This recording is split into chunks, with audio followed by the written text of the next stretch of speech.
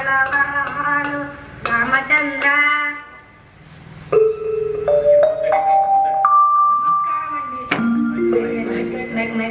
నమస్కారం అండి.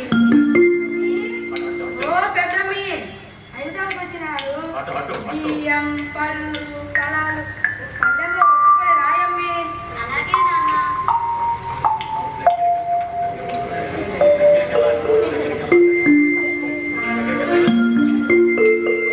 నాన్న, హరిదాసుకి ఇవన్నీ ఇవ్వాలా?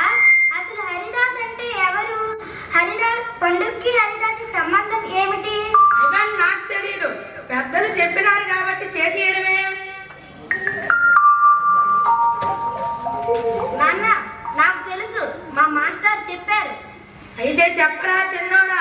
సంక్రాంతి హిందువులకు పెద్ద పండుగ. ముఖ్యంగా తెలుగు వారికి మహా ఇష్టమైన పండుగ. పంట ప్రతి ఇంట అడుగు పెట్టిన రోజు. ఏడాది పాటు సుఖంగా బ్రతకడానికి కావాల్సిన ధాన్య రాశి మన ఇంటికి వచ్చిన రోజు. నాకు తెలుసురా రాము. హరిదాసు సంగతి చెప్పురా రాము. మన పంట సిరిని శ్రీహరికి నివేదన చేస్తే మనమంతా సుఖంగా ఉంటామని మన నమ్మకం. మనం నివేదన చేసే మనం సమర్పించే నైవేద్యం హరిదాసు ద్వారా ఆ భగవంతునికి చేరుతుందనే నమ్మకంతో మనమంతా హరిదాసుకి ఈ విధంగా అన్నీ వేస్తాం. అలాగా. అంతేకాదు నాన్న, హరి సంకీర్తనతో పావనమైన అతనికి పెట్టే నమస్కారం ఆ హరికే చెందుతుందట. హరిదాసు వేషం కూడా వెరైటీగా ఉంటాదిరా. తలపై కంచు పాత్ర, చేతిలో చిడతలు, కాళ్ళకు గజ్జెలు, నుదిటిపై తిరునామం, భుజాలకు పూలదండలు. వాహ్ వాహ్, ఆ రూపం అపురూపం. కోసం తెచ్చాను. కృష్ణ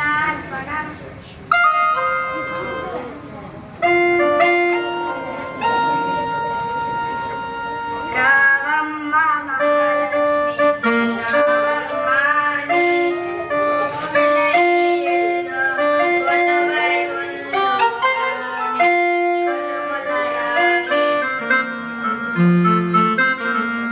రావమ్మ మహాలక్ష్మి రావమ్మని కోవెల ఇల్లో కొలువై ఉన్నోగాని కలుముల రాణి.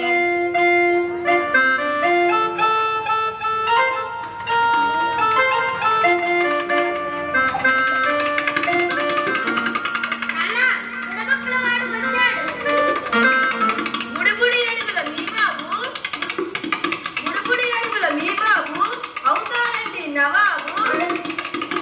అందరికీ ఇస్తాడు జవాబు. ఈటి ఇల్లాలు సీతమ్మ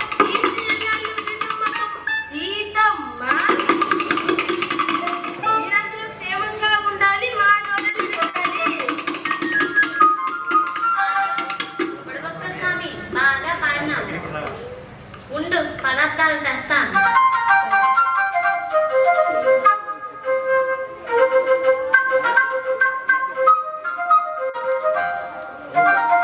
పదార్థాలు అందుకోవయ్యా.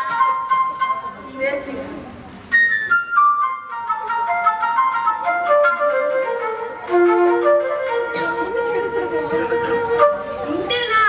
మీ ఇంటిలో ఏమైనా పాత పంచ గాని చీర గాని ఏమైనా ఉంటే తేయమ్మి. పండగ పూట అడుగుతున్నాను. అలాగేలే, తర్వాత ఇస్తాను. సరే.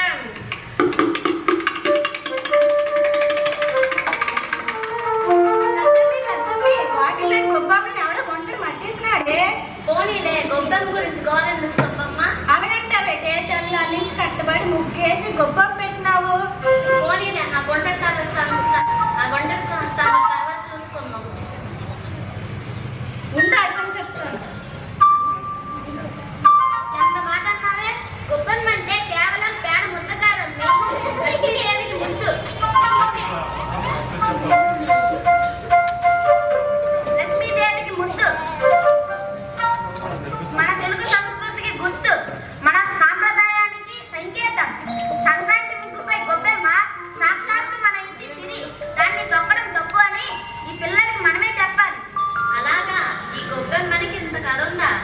గొప్పలను బట్టి వంట నేర్చుకొని రా. ఇందా పని చెప్తాను.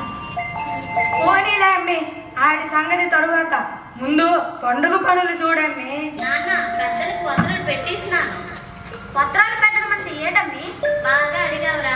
మన తాతలు, అయ్యమ్మలు, ముత్తాతలు ఎవరైనా సరే చచ్చిపోయిన వాళ్ళందరికీ మనం వండిన వంటకాలు నైవేద్యం పెట్టి, కొత్త బట్టలతో దండం పెట్టి, పంతులు గోరిని పిలిచి గోత్రాలు పేర్లు చదివి పూజ చేస్తారు. అది పత్రాలు పెట్టడం అంటే.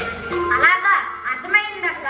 చనిపోయిన వారిని స్మరించడం, వారి ఆశీస్సులతో సుఖంగా ఉండడం. నిన్న భోగి పంతులు అచ్చం కుర్చీలు వేస్తామని అచ్చమ్మ తిడుతుంది. అవును, తిడతాను. ఎవడో పని మళ్ళీ గొలిగా నా కూర్చుని మంటలే వేసినాడు.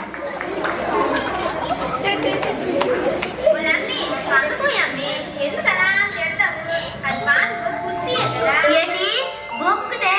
దాని మీద మా ముత్తాత కూకున్నాడు, మా తాత కూకున్నాడు, మా ఈ కూకున్నాడు. ఇప్పుడు నేను కుర్చీకి ఎంత పెద్ద కథ ఉందా నీకు తెలుసా? అవునచ్చమ్మత్త, నువ్వు చెప్పింది కరెక్టే. కానీ మన భోగి పండుగ విశిష్టత కూడా మనం తెలుసుకోవాలి కదా. లోకానికి ఎన్నో కష్టాలకు గురి చేసిన రాక్షసుల పీడ విరగడైన రోజున మనం అన్ని రకాల వస్తువులు వేసి తగలబెట్టి భోగి మంట వేయడం ఓ ఉత్సాహం, ఓ సందడి. ఏదో పాత వస్తువు తగలబడిందని తిడుతున్నావే, మరి మనం మంచి పాత సాంప్రదాయాన్ని తగలబెట్టాం. వారినే తిడడం లేదు. వాస్తవం తెలుసుకోవాలిగా. అవునా? ఈ మంట వెనక ఎంత విషయం ఉందని తెలియదురా రాము.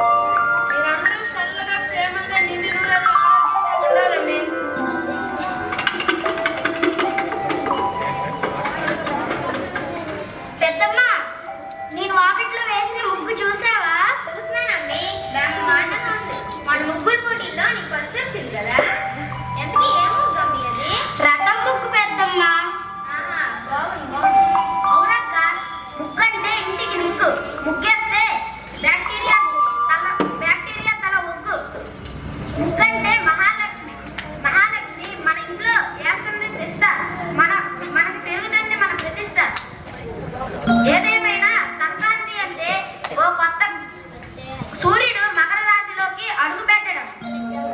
అందరూ రండి, పండగ